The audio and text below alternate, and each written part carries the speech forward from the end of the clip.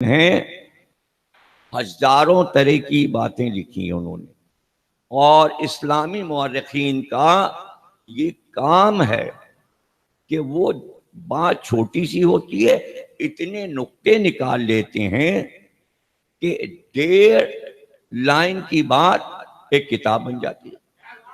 تو ہر جگہ وہ کچھ نہ کچھ بڑھا دیتے ہیں، اس کو بیان کر دینا چاہیے، کوئی حرج نہیں ہے، اس لیے کہ وہ مورخین مستند ہیں۔ انہوں نے کہا کہ میرا خیال یہ، اب ایک مورخ لکھتا ہے، میرا خیال یہ پالان شتر اس لیے اتروا لیے کہ جو بیان ہونے والا تھا اس کو آدھے سے سن کر کہیں سب بھاگ نہ جائیں، تو بغیر پالان کے تو بھاگ ہی نہیں سکتے تھے، سب کے پالان تو اتروا لیے۔ اس کے بعد دوسری پھر فکر اس نے دی، اس نے کہا دھوپ بہت تیز تھی، کڑکتی ہوئی دھوپ میں جلتی ریت پہ سب کو روکا، سایہ وہاں تھا نہیں، درخت وہاں تھا نہیں۔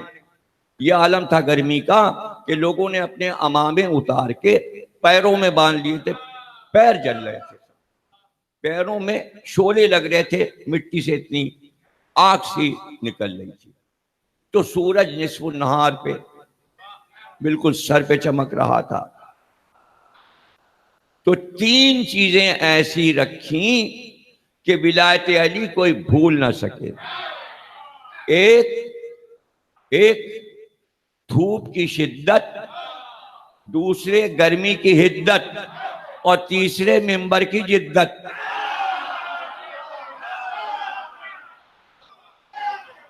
یہ تو یاد رہے گا، یہ دھوپ یاد رہے گی، یہ گرمی یاد رہے گی، یہ منبر کا بننا یاد رہے گا۔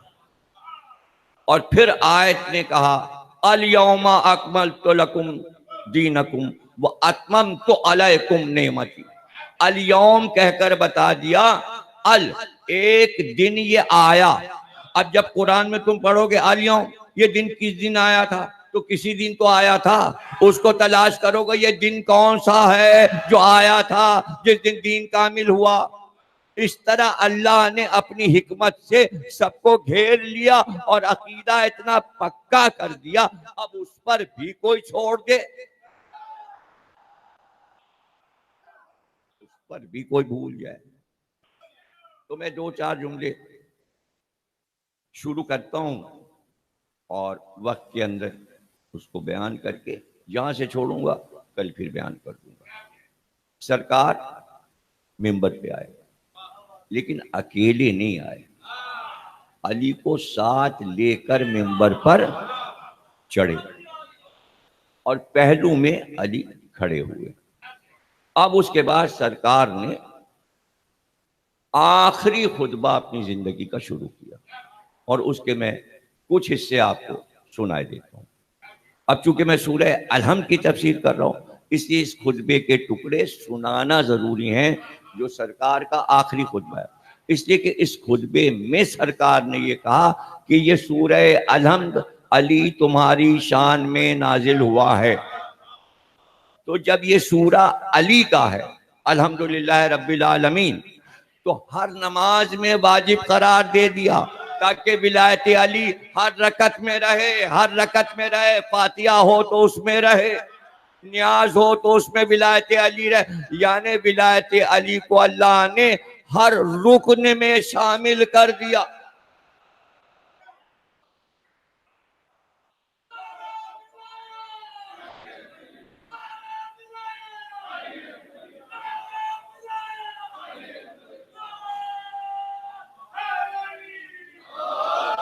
یہ خطبہ غدیر ذیشان در جوادی علامہ صاحب نے اپنی کتاب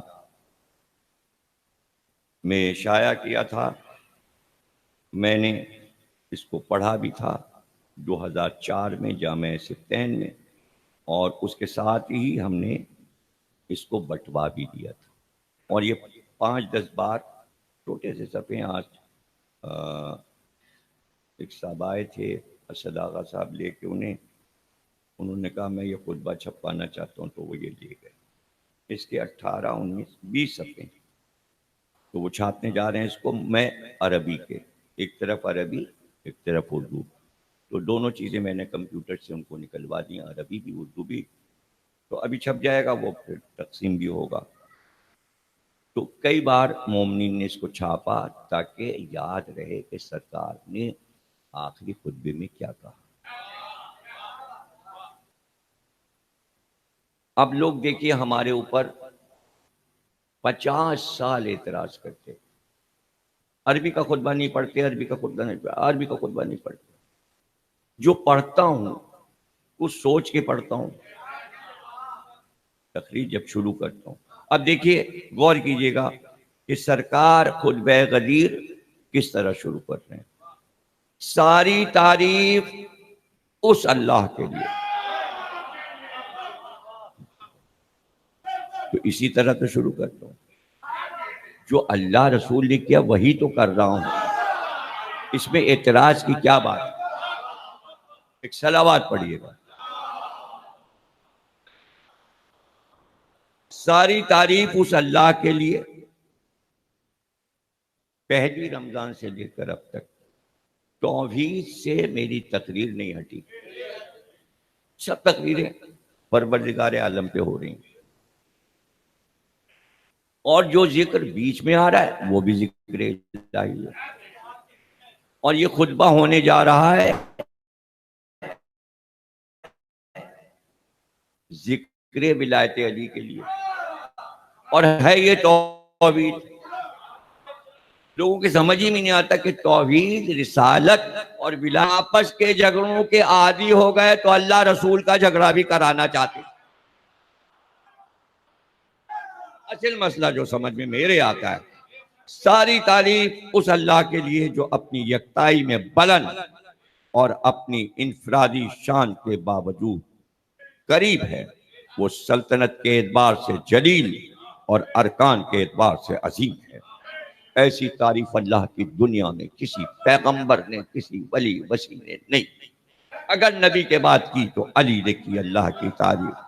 وہ اپنی منزل پر رہ کر بھی اپنے علم سے ہر شے کا احاطہ کیے ہوئے ہے، اور اپنی قدرت اور اپنے برہان کی بنا پر تمام مخلوقات کو قبضے میں رکھے ہوئے ہے، ہمیشہ سے بزرگ ہے اور ہمیشہ قابل حمد رہے گا، بلندیوں کا پیدا کرنے والا، فرش زمین کا بچھانے والا، آسمان و زمین پر اختیار رکھنے والا، بے نیاز پاکیزہ صفات، ملائکہ اور روح کا پروردگار، تمام مخلوقات پر فضل و کرم کرنے والا، تمام ایجادات پر مہربانی کرنے والا، وہ ہر آنکھ کو دیکھتا ہے اگرچہ کوئی آنکھ اسے نہیں دیکھ پاتی، وہ صاحب حلم و کرم ہے، اس کی رحمت ہر شے کے لیے وسیع، اس کی نعمت کا احسان ہر شے پر قائم، انتقام میں جلدی نہیں کرتا، مستحقین عذاب کو عذاب دینے میں عجلت سے کام نہیں لیتا، عملی امور کو جانتا ہے اور چیزوں سے باخبر ہے،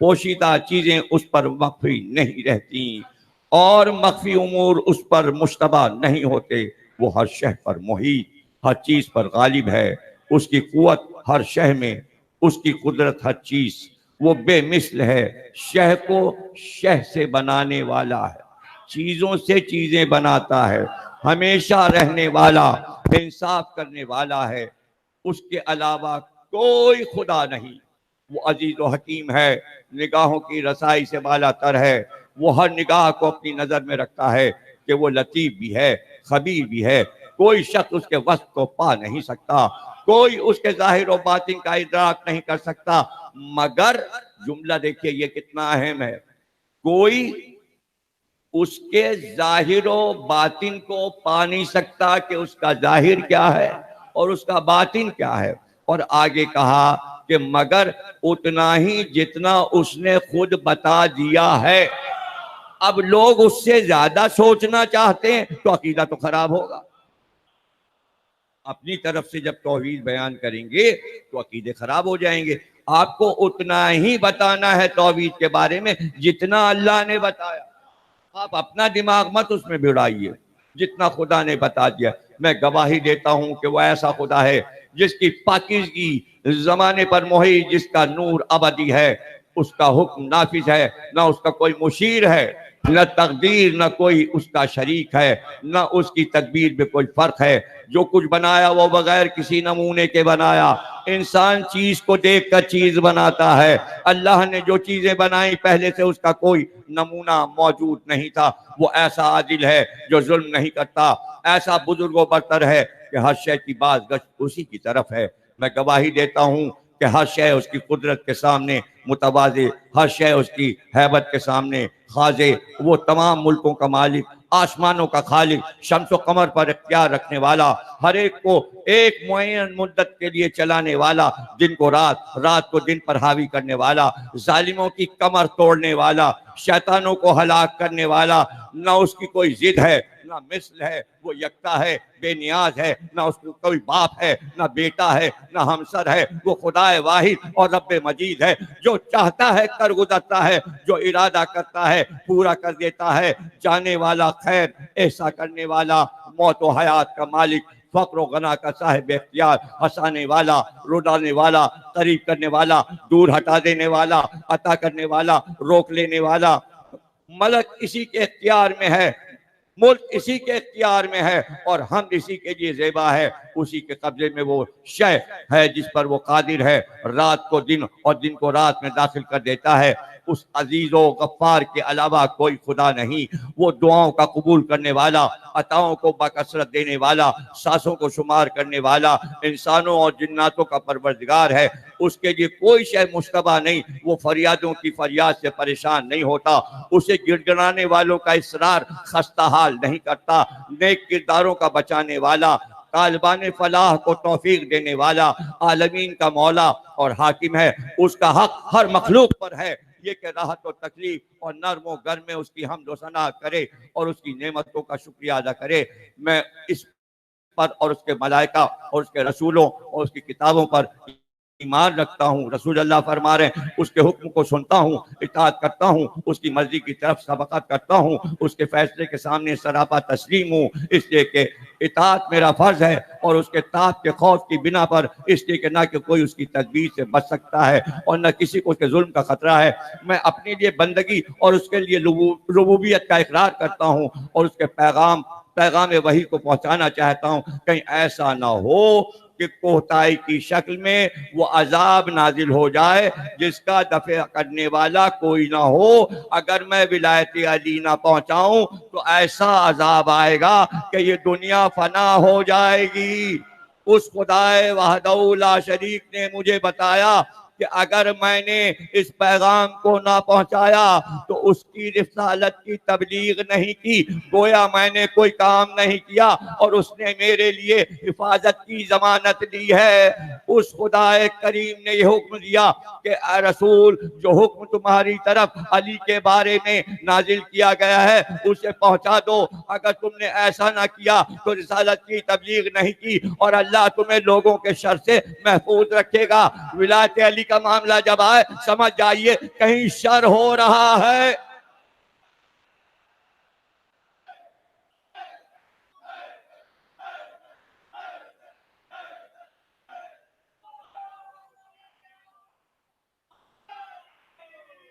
دیکھیں جب رسول اللہ نے کہہ دیا خطبے میں، اور اللہ نے آیت میں کہہ دیا کہ ولایت علی رکھو عقیدہ، جہاں تمہارے خلاف شر ہوگا اس کا دفع کرنے والا میں ہوں۔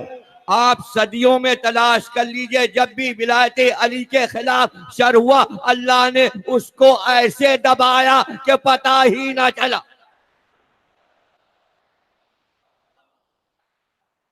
اطمینان سے یہ عقیدہ رکھیں، پکا عقیدہ رکھیں، شر والوں سے ڈرنے کی ضرورت نہیں، اس لیے کہ یہ قرآن کی آیت ہے، آیت کا انکار نہیں ہو سکتا۔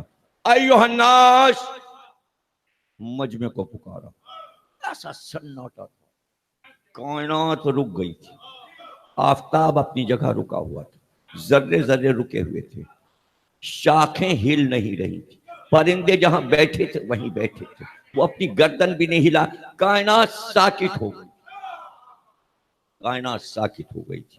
وہ وقت ہوتا ہے، وہ وقت اللہ نے چنا تھا کہ جب آفتاب برج شرف میں آتا ہے، جیسے ہی برج شرف میں آیا نصف النہار پر، یعنی نہ ادھر جھکا تھا آفتاب، نہ ادھر جھکا تھا، کمال پر تھا، اس لیے کہ تکمیل ہو رہی، دین کامل ہو رہا تھا، اس لیے اس نے آفتاب کو بھی کامل جگہ پر رکھا کہ آفتاب زوال میں نہ ہو اور برج شرف میں ہو۔ اب اس کو اگر آپ کو آزمانا ہے، اس ساتھ کو آزمانا ہے، تو جب غدیر آئے یا نوروز آئے تو ایک تسلے میں پانی بھر لیں، اس میں گلاب کا پھول ڈال لیں۔ گلاب کے پھول کی عادت ہے کہ وہ پانی پہ تیرتا رہتا ہے، لیکن جیسے ہی چلتے چلتے رک جائے، سمجھ جائیے وہ وقت آ گیا جب آفتاب برج شرف میں آیا تھا، اور جب رسول اللہ نے یہ جملہ کہا تھا من کنت مولا ہو فہذا، کائنات نے ساکت ہو کر یہ سنا تھا، کسی طرف کوئی مخلوق مخاطب نہیں تھی، ملائکہ بھی سن رہے تھے، عرش والے فرش والے ایک ایک ذرہ اس پیغام کو سن رہا تھا۔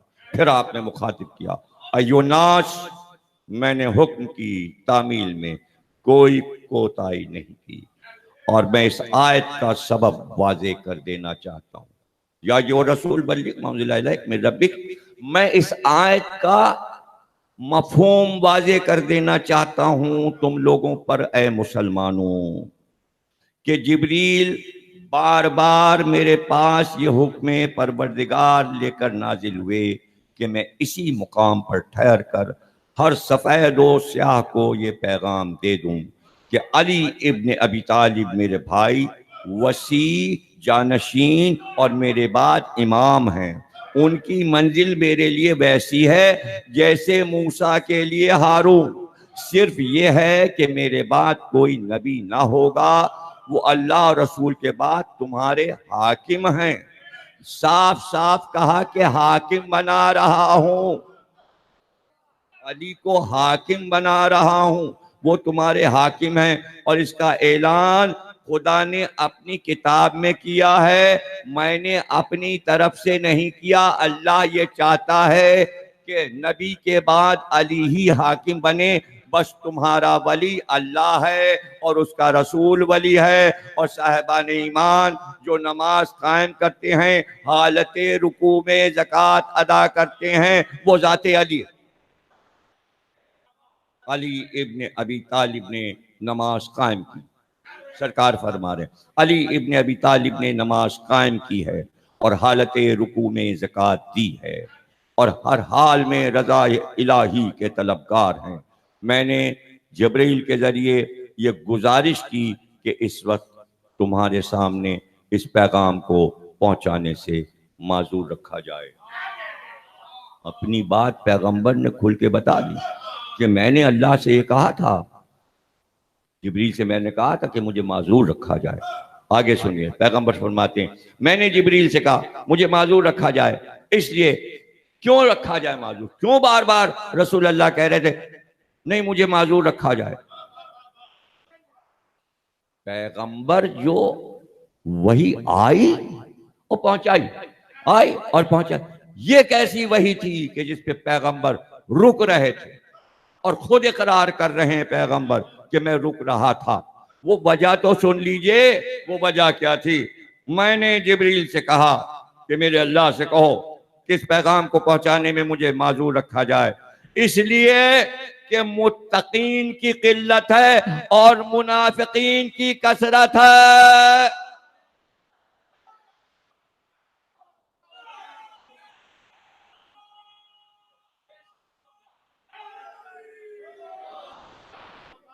رسول اللہ کو پتا ہے منافق زیادہ ہیں، تو جب رسول اللہ کے زمانے میں منافق زیادہ اور متقی کم تھے تو 1400 برس کے بعد کیا متقی زیادہ ہو جائیں گے؟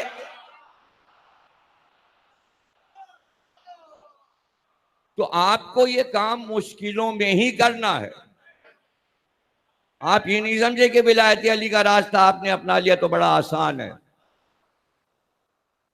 اگر اپنا لیا ہے تو تیار رہیے۔ امام صادق نے کہا اگر تم نے میری محبت کو اپنایا ہے بلاؤں کے لیے تیار رہو، زمانے سے مخالفت کے لیے تیار رہو۔ یہ آسان حلوہ نہیں ہے کہ اٹھا کے کھا لیا، یہ مشکل منزلیں ہیں، مشکل منزلیں۔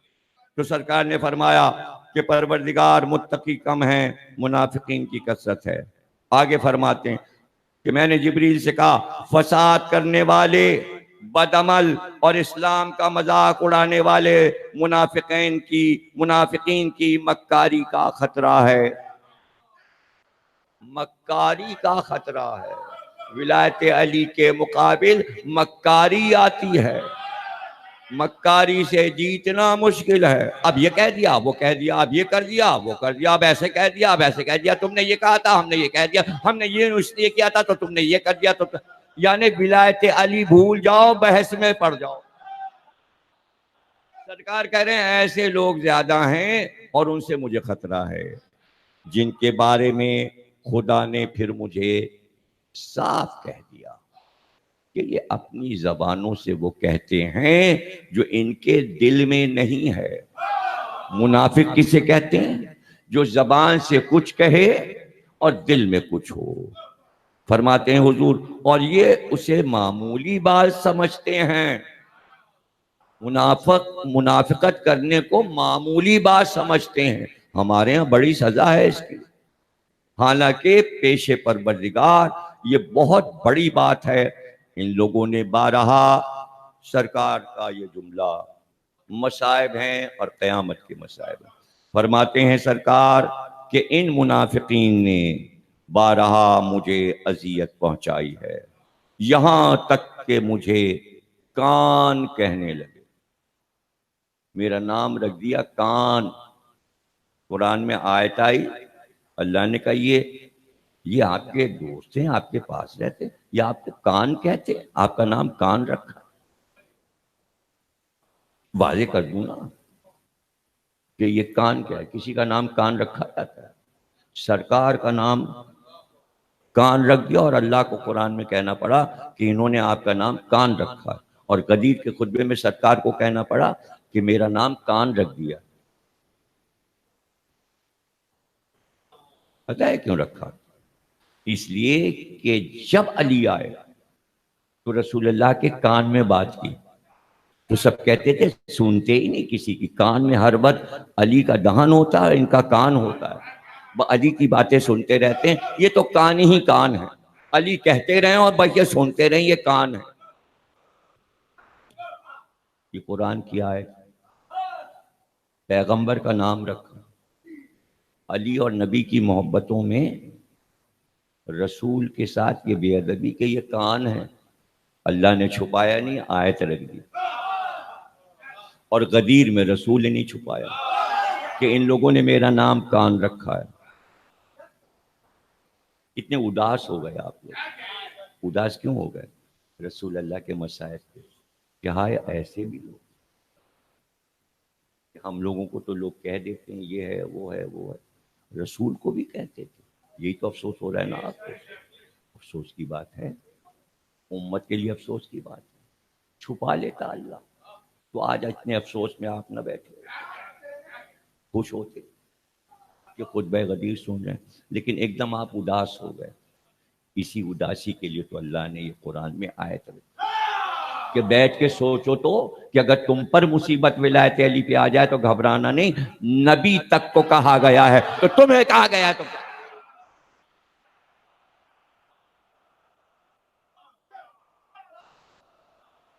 وَالنَّجْمِ إِذَا هَوَىٰ مَا ضَلَّ صَاحِبُكُمْ۔ پڑھیے تفسیر قرآن میں سب نے لکھا ہے کہ اللہ نے کہا ستارے کے اترنے کی قسم ہے، یہ کہا جا رہا ہے کہ رسول علی کی محبت میں گمراہ ہو گئے، تب یہ سورہ اترا، اور پھر اللہ نے کہا ما ضل صاحبکم، تمہارا صاحب گمراہ نہیں ہوا۔ مدینے میں کہا جا رہا ہے، یہ مکے کی بات نہیں ہے، مدینے میں کہا جا رہا ہے کہ کچھ لوگوں نے کہا کہ علی کی محبت میں گمراہ ہو گئے۔ ارے جب رسول اللہ سے امت نے کہا کہ علی کی محبت میں گمراہ ہو گئے تو اگر تم کو نصیری اور غالی کہا جا رہا ہے،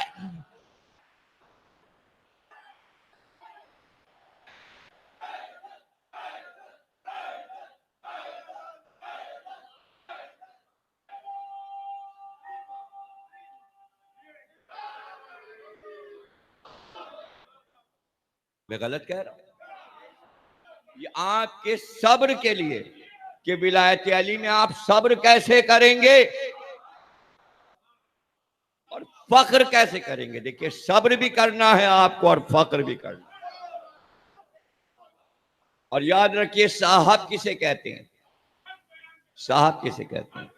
صاحب مالک ہوتا ہے اور جو گرد ہوتے ہیں انہیں اصحاب کہتے ہیں. صاحب سے اصحاب بنا ہے. صاحب نہ ہوگا تو اصحاب نہ ہوں گے. آپ ہوں گے تو آپ کے دوست ہوں گے, آپ ہوں گے تو حلقہ نشین ہوں گے. مرکز آپ ہیں, اسی لیے شمع محفل کہتے ہیں. محفل ہے تو مشاعرہ ہے. سرکار تو چراغ سراج منیر ہے, روشنی پھیلی, لوگ ان کے گرد. کہا تمہارا صاحب, تمہارا مالک نہیں, ہمارے کہنے سے علی کے فضائل وہ بیان کرتا ہے, وہ خود نہیں بیان کرتا. اور تم اس سے حسد کر رہے ہو.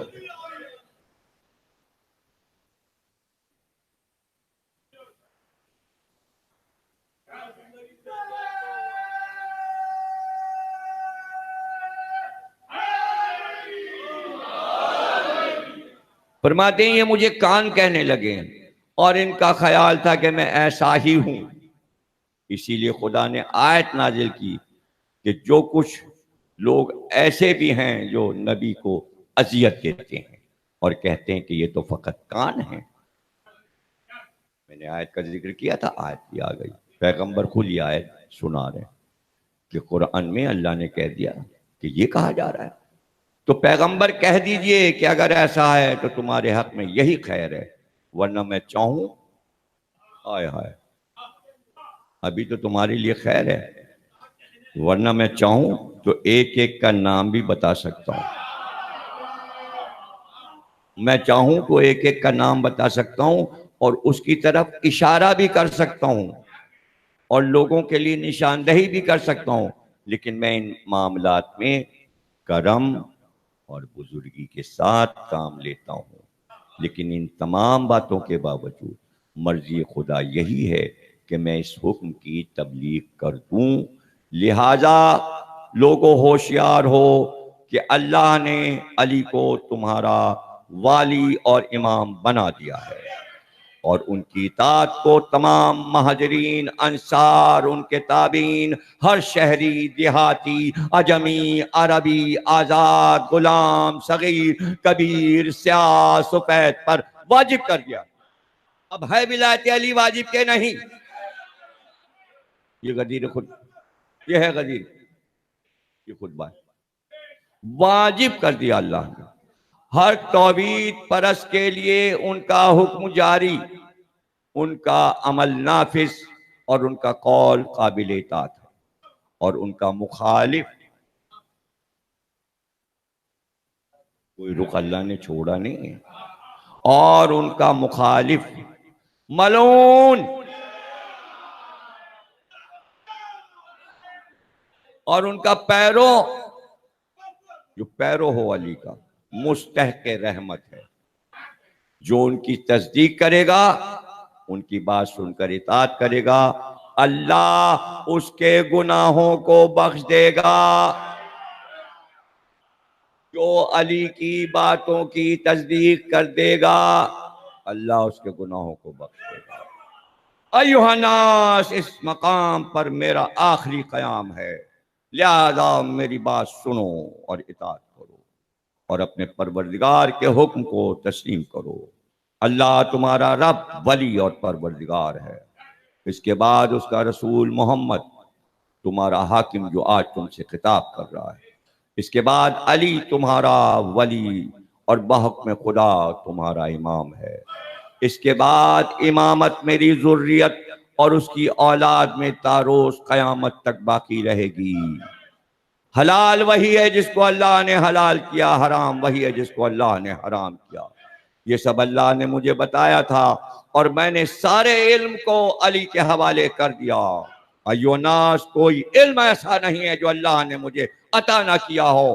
اور جو کچھ خدا نے مجھے عطا کیا تھا سب میں نے علی کے حوالے کر دیا. یہ امام المتقین بھی ہے, یہ امام المبین بھی ہے. ایو الناس, علی سے بھٹک نہ جانا, ان سے بیزار نہ ہو جانا, ان کی ولایت کا انکار نہ کر دینا. وہی حق کی طرف ہدایت کرنے والے, حق پر عمل کرنے والے, باطل کو فنا کر دینے والے, اس سے روکنے والے ہیں. انہیں اصلاح میں کسی کی ملامت کرنے والے کی ملامت کی پرواہ نہیں ہوتی. وہ سب سے پہلے اللہ اور رسول پر ایمان لائے اور اپنے جی جان سے رسول پر قربان تھے. ہمیشہ خدا کے رسول کے ساتھ رہے, جبکہ رسول کے علاوہ کوئی عبادت خدا کرنے والا نہ تھا. اس وقت علی کے سوا کوئی نہیں. یا میں تھا جو اللہ کی عبادت کر رہا تھا اور کوئی مخلوق میں میرے ساتھ نہیں تھا, صرف علی تھے. ایسی اطاعت کون کرے گا؟ علی جیسی عبادت کون کرے گا؟ فرماتے ہیں 7 برس کا تھا, نبی کو پہلی نماز پڑھتے دیکھا, میں بھی کھڑے ہو کے وہی کرنے لگا, سجدہ رکوع. 7 برس. آج بھی حکم ہے 7 برس میں سکھا دو, بتا دو. سنت علی ہے. اچھا دیکھیے, سنت رسول تو بہت مشہور ہے, لیکن سنت علی میں آپ کو سناتا ہوں.